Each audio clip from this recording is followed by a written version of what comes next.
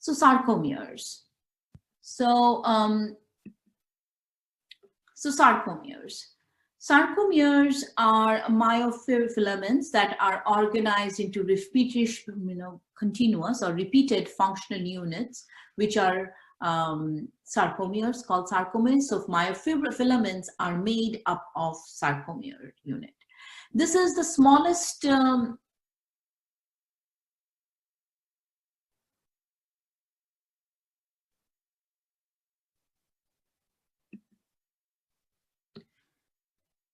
sarcomeres. So myofibrils or myofilaments in the muscle fibers are organized into repeated functional units of sarcomeres. So this is the smallest functional unit of muscle fibers, and they are the ones that do the task, okay? The sarcomeres are made up of thick filament, thin filament, proteins that stabilize the position of thick and thin filaments, and proteins that interact with the thick and thin filament. A myofibril consists of about 10,000 sarcomeres. So you can understand how many sarcomeres are doing the task. So if there are 10,000 myofibrils, you can calculate how many sarcomeres are present in one muscle. So let's understand the structure of the sarcomere. It consists of two bands. One is known as the A band, the other is known as the I band. You can remember it as dark band and light band, okay? Dark, D-A-R-K, the middle second word is A, so it's a dark band, and the I band is L-I-G-H-T.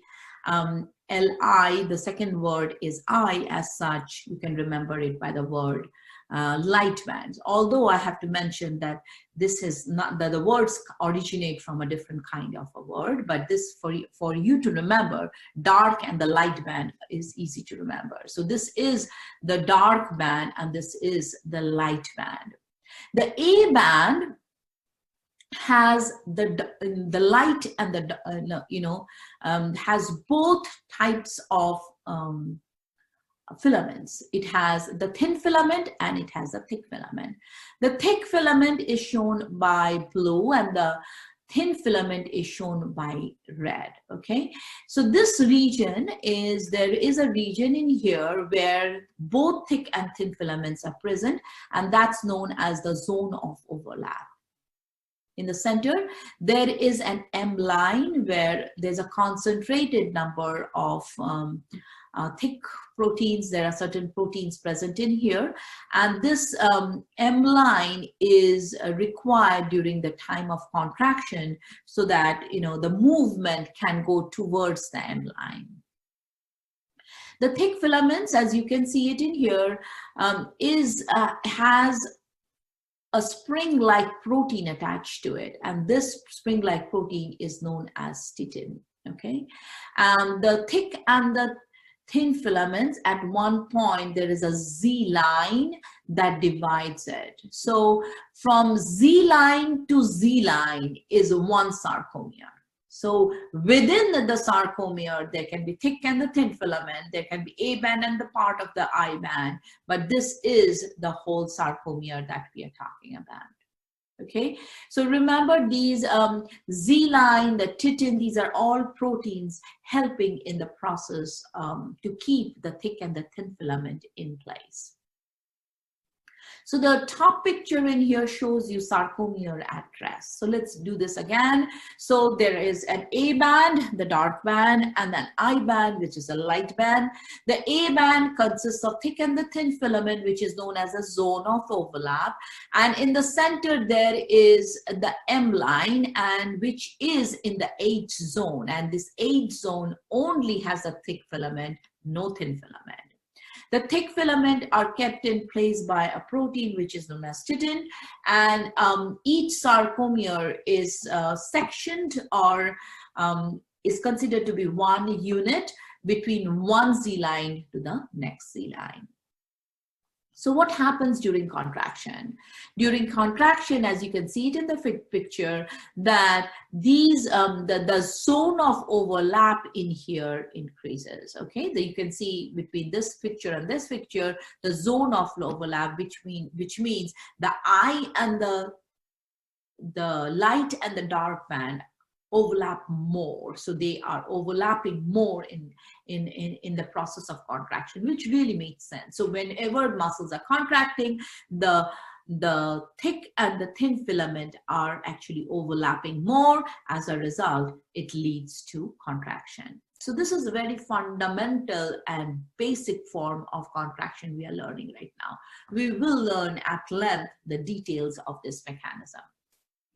So what happens? So these are a couple of the same thing that I have just said written in words so that you can go over and understand it better. So as we just learned that it is made up of thick and thin filaments, right? The sarcomeres are made up of thick and thin filament. We're going to start with the thin filament and go ahead to the thick filament. The thin filament actually is made up of globular proteins. Okay, what are globular proteins? There are about 300 to 4-actin G-actin molecules. These are globular round-shaped molecules which are present, and these globular proteins are held in position by nebulin. So it's basically like a garland. Okay, it's like beaded garland. So inside there is a thread that goes across and which helps in the entire process.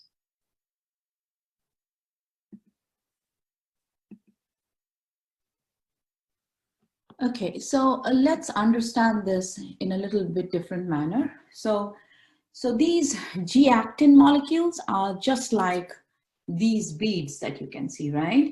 And this is the string that holds these beads, and that's nebulin.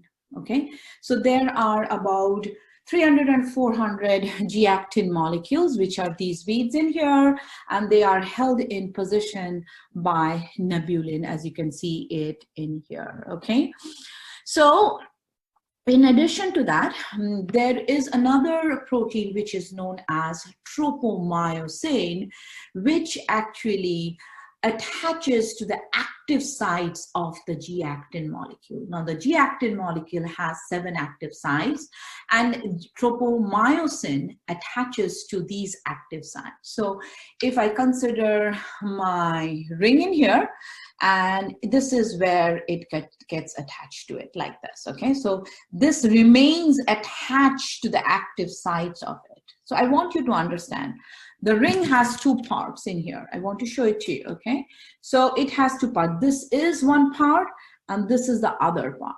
This is tropomyosin. Okay, this is tropomyosin. So the tropomyosin actually remains attached to this point like this. Okay, and when this active sites, the tropomyosin is attached to it, it is not functional. The tropomyosin needs to be removed, needs to go out of the place in order for the process to take place. But right now, just remember, these active sites are attached to by the tropomyosin. Okay, the tropomyosin, in addition to it, is attached to troponin. Okay, so as you can see it in here, so this is tropomyosin, and tropomyosin in turn has 3 arms. Tropomyosin has 3 arms itself. So this tropomyosin is attached to troponin, and troponin has 3 sites. So again, G molecule is attached to tropomyosin. Tropomyosin is attached to troponin, and troponin has these 3 sites. Now, one site actually attaches to the G-actin molecule, to these sites. One actually attaches to the tropomyosin that we just learned, and the third arm in the resting stage remains vacant. What does it mean that it remains vacant?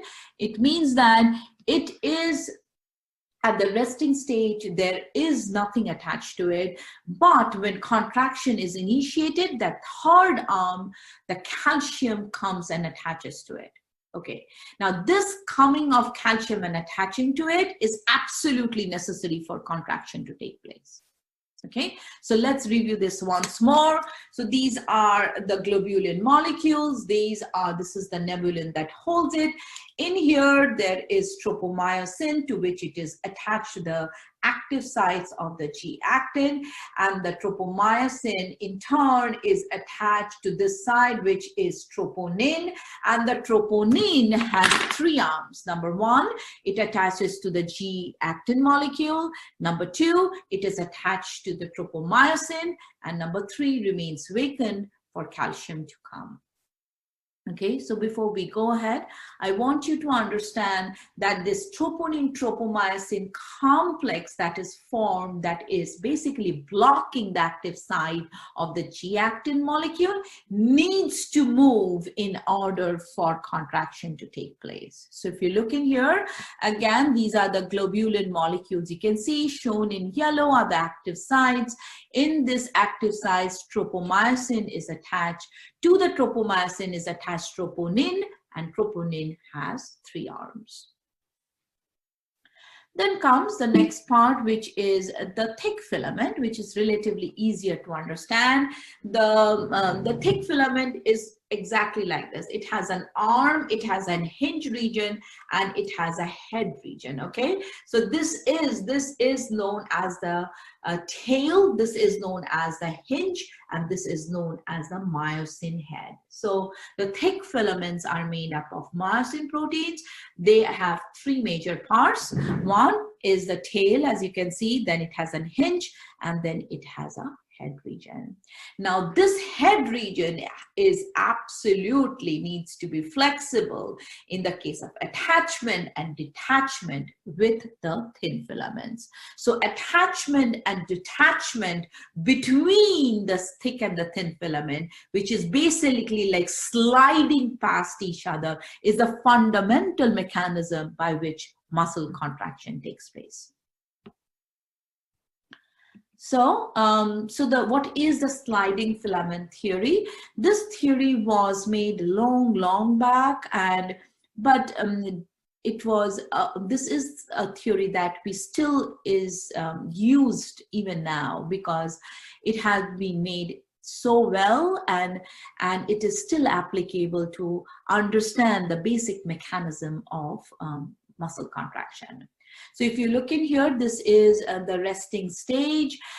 So what happens is, this is whenever there is calcium present, whenever there is contraction initiated, the sarcoplasmic reticulum, if you remember, we learned about the sarcoplasmic reticulum, which is present in the muscle fibers. They actually release the calcium that is stored in the cisterna terminal, and when calcium is available, it goes and binds to troponin. The third arm of troponin, it binds to it. When it binds to the troponin, now the calcium, when binds to the third arm of troponin, the troponin-tropomyosin complex moves from where? It moves from the active site of the G-actin molecule. So the active sites are now available. So for example, if I consider this as the active molecule and this is the active site, once it has the troponin-tropomyosin complex has moved, the myosin head can come and attach here. So it can come and attach to the active site of the thin filament. So this attachment of the myosin head to the actin molecules results in contraction. So let's read over this so that you understand it better. Calcium binds to troponin. Troponin moving the tropomyosin and exposing the G-actin active site. Myosin head forms cross bridge and bends towards the edge zone. And in this process, ATP allows release of cross bridges. So what is some things to take, understand from the sliding filament theory is very, very important. Number one, the H bands and the I bands of the sarcomere gets smaller. I want to go back a slide so that it's just easier for me to make you understand. So you see the I band in here really becomes smaller. The I band becomes smaller, the H zone becomes smaller. The second thing that happens is the zone of overlap actually remains constant and becomes much larger, okay? So the zone of overlap increases in its overlap when the contraction process takes place. Number three is always remember the length of the A band actually remains constant, which is very, very important, okay, to remember. And I think the lines move closer together, and I do understand that everyone understands that.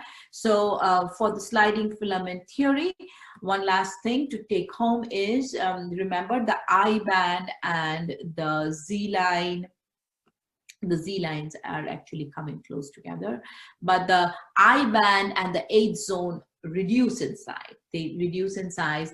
The zone of overlap increases in overlap, so the length actually zone of overlap increases.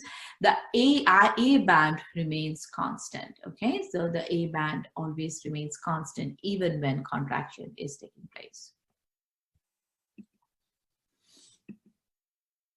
So next comes the mechanism of muscle contraction, and the muscle contraction and relaxation actually takes place in 4 steps. Number one is excitation. Number two, excitation, contraction, coupling, and then contraction basically happens. And the last is a relaxation.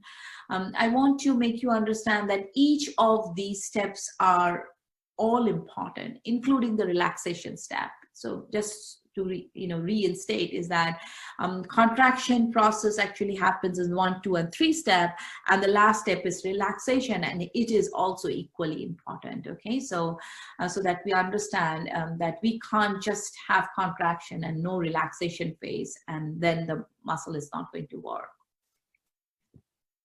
So let's understand the excitation process. The muscle cells are excitable. That means they can be excited by a neuron. What it means is that it can transfer the impulses to the muscle, okay? The neurons are able to transfer stimulus or impulse to the muscle cell. So you can see this is a neuron.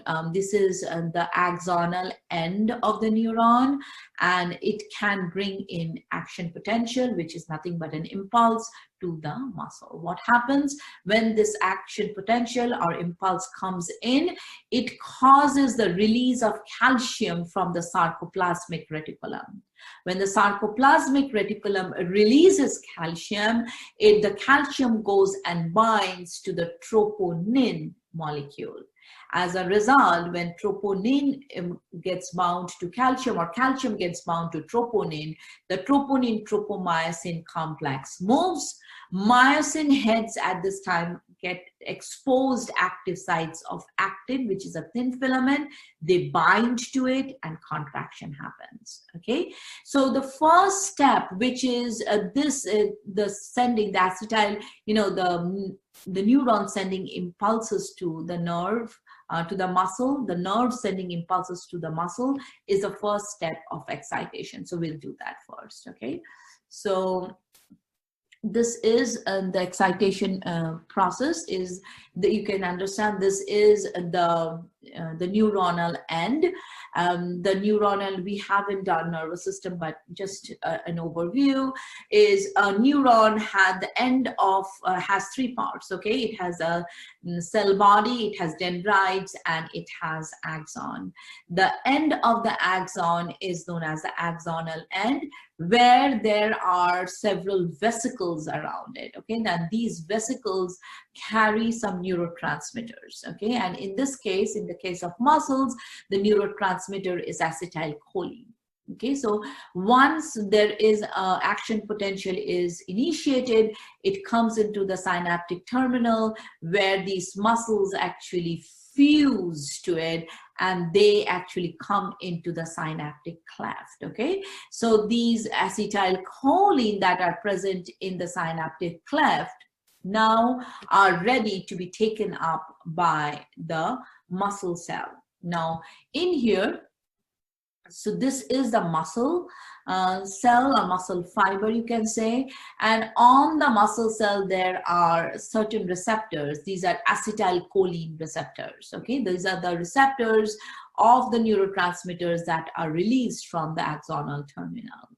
So once these acetylcholine is released, the acetylcholine receptors are ready to take up. They basically bind to them. So you can see they can bind to them. The other structure that is present in this synaptic cleft or the region between the nerve terminal and the muscle is the synaptic cleft is these, these structures that you see, the yellow structure. These are called acetylcholine esterase. Okay, the function of acetylcholine esterase, this enzyme, is to chop off acetylcholine from its receptors. Okay, so what it does is once acetylcholine binds to its receptor, it opens up the sodium channels. Now, once the sodium channels are open, it will go on doing its task to cause the release of calcium from the sarcoplasmic reticulum, and subsequent the muscle contraction will take place.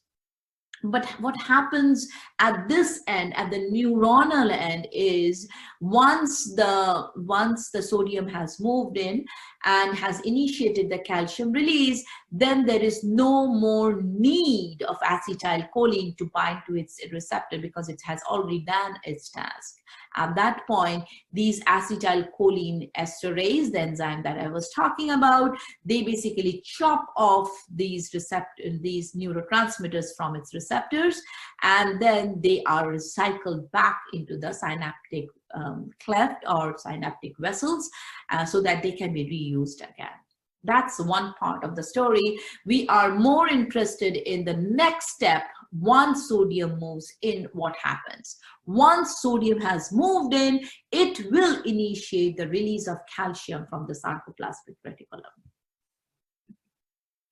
So once the calcium is released from the sarcoplasmic reticulum, as you can see it in here, it goes and binds to troponin. Once it binds to troponin, the troponin-tropomyosin complex moves, and when it moves, the G-actin active site is now exposed to the myosin head, and the myosin head goes and binds to it. Once it binds to it, the process of contraction takes place. How it happens? This excitation contraction coupling can be understood at the molecular level, and we'll understand that right now. So how does the contraction cycle go on? So I want you to focus on this one at a time, and then we'll go ahead.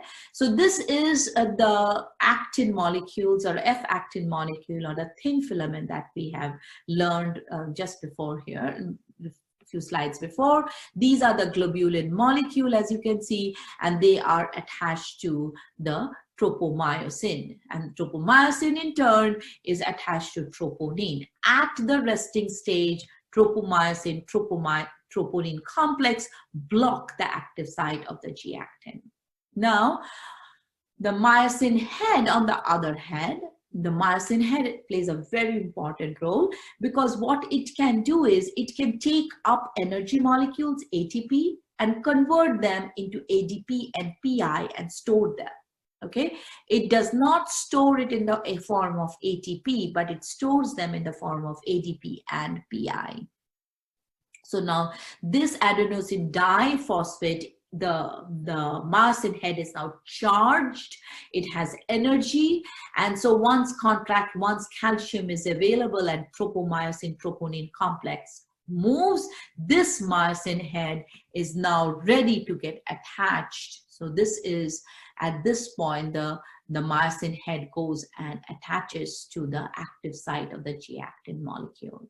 Once the cross-bridge attachment is made, pivoting happens. Basically, this is actin molecule, this is the myosin head, it goes and attaches and pivots, means it pulls towards the M line, okay? So this pivoting of the myosin head actually initiates what is known as contraction.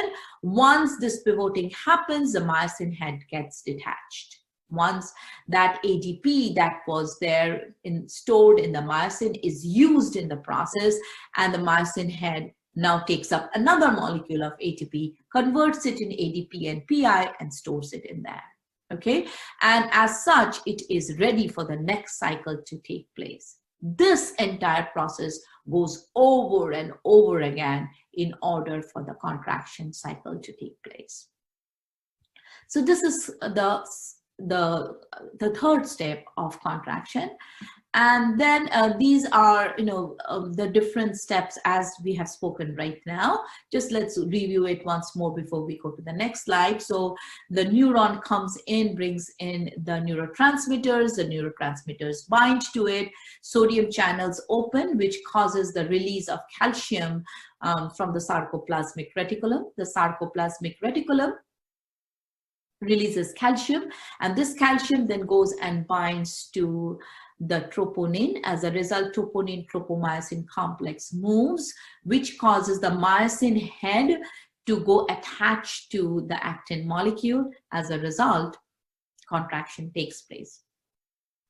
What happens, how to stop or end the contraction process? If you remember, we just learned that there is an enzyme known as acetylcholine esterase, which is present in the synaptic terminal.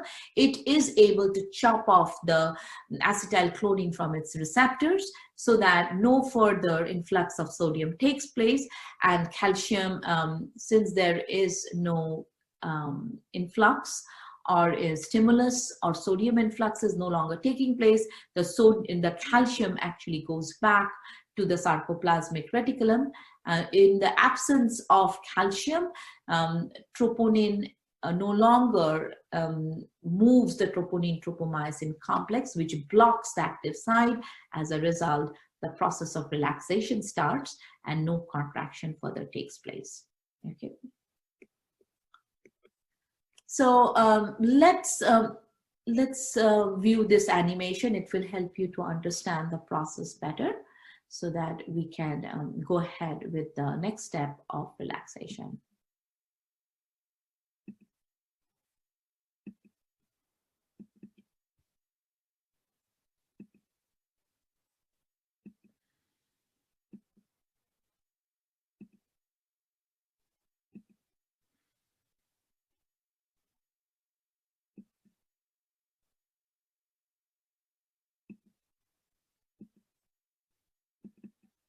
Okay. So for the process of contraction, some of the major components are, it depends upon certain factors. Number one is a duration of stimulus, how much the nerve is bringing information or action potential is coming to the terminal end. Number two is available calcium. It has to have enough calcium in the sarcoplasm. Number three is absolutely necessary is the availability of ATP. Okay, so it needs to have enough energy in order for the entire process to take place. The last step is the relaxation step, and we have discussed this a little bit. And the very fact that acetylcholine is present, acetylcholine esterase is present, and it helps in initiating the calcium relaxation phase. Calcium actually is pumped back into the sarcoplasmic reticulum. As such, the process of relaxation is initiated and continued. Some of the major things that you need to know regarding muscle contraction is all or none principle, is that whenever a contraction process is initiated, all the myofibrils, all the sarcomeres in the myofibrils will be going through the process together. It will either go together or the process will not take place, which is known as the all or none principle. So what is the effect of sarcomere length on the amount of action potential or contraction that takes place? What happens to the length of it, and how does it affect the contraction process is shown in here. It is shown by the tension produced and the length, how it varies. So for optimal contraction to take place, you can see it in here, the actin and the myosin molecules must have an optimal length of a zone of overlap in order for this to take place. And if it has more than the optimal length, if the zone of overlap actually increases a lot, we would think that it would be great, but the answer is no. The zone of overlap, when it increases too much, there is decrease in the muscle contraction. It doesn't happen really effectively. The other thing is, if the zone of overlap is less, definitely the muscle contraction does not take place effectively at all. Okay, so what is twitch? A single stimulus, contraction, relaxation that occur in a muscle fiber is known as a twitch. Okay, so what we are trying to understand in here, how does the muscle contraction and then the relaxation process take place in a graph? Okay, so if you look into the second graph in here, you will see there is a lag phase which continues to form a contraction phase and then leads to what is known as a relaxation phase. Now, these three phases are present in all muscle that do the, undergo contraction, but how the graph looks like is very different. Okay, so there are certain muscles where, for example, the soleus muscle or the gastrocnemius muscle, there the spread in which the contraction and relaxation process occurs, it's much time consuming, takes place much longer. On the other hand, eye muscles, it is highly precise. As a result, the contraction and relaxation process take place very, very closely and highly timed. So as a result, there is the process, these all three stages, which is a resting phase, contraction, and relaxation phase. All three phases take place, but it is much more timed and takes place in a much shorter time interval. So depending upon the frequency of stimulation, there are certain terms that you need to understand. I am going to go with TREP first, which is this in here. So if you look in the graph, you'll see that this is contraction, relaxation, contraction, relaxation, contraction, relaxation. And, in the entire process, there is very little lag time present. So once this is repeated stimulation of relaxation phase has been completed. So contraction, relaxation takes place simultaneously one after the other, and this process is known as TREP. Okay, next is wave summation. Okay, so the wave summation looks like a wave. Okay, so it looks like a wave. Why? Because the contraction starts, and before the relaxation ends, the second contraction, second stimulus occurs. This stimulus actually causes the muscle not to relax completely, but go into the second phase. So this contraction and relaxation builds up like a wave, and that is the reason it's known as a wave summation. Then comes next is incomplete tetanus and complete tetanus. Incomplete tetanus again is similar to wave summation, but it goes further. If the action potential goes on coming continuously, it goes into contraction, relaxation, but at one point the relaxation never actually hits the bottom. It plateaus, and that is an incomplete tetanus. And complete tetanus is when the relaxation phase is completely eliminated. So when the entire relaxation phase no longer exists, which is completely experimental, and that is known as the complete tetanus in case of muscle. Motor units, I want you to understand that muscles are activated or excited by neurons. And when I say neurons, they can be coming from the brain, and it is usually under the influence of the spinal cord is involved in the process. So you can see this is a spinal cord and this is the muscle. So if I have to track one of the neurons, you can see one of the neurons. So if you see the purple neuron in here, it goes actually, it is able to actually activate some of the nerve muscle fibers in here. Okay, all the muscle fibers controlled by one single neuron is known as a muscle unit. Okay, so all muscle fibers, so there can be 2 muscle fibers that is innervated by one neuron. It can be 1,000 muscle fibers innervated by one neuron. Okay, so it depends upon how precise the movement needs to be. If the precision of, for example, eye muscle need a lot of precision, in that case, one neuron will be actually maybe controlling 2 muscles, but in a leg muscle or gastrocnemius muscle, one neuron may be controlling 100 muscle fibers. So it depends upon how precise the control needs to be in order to do its action. So what is recruitment? Increase in the muscular tension by increasing the number of active motor units is known as recruitment.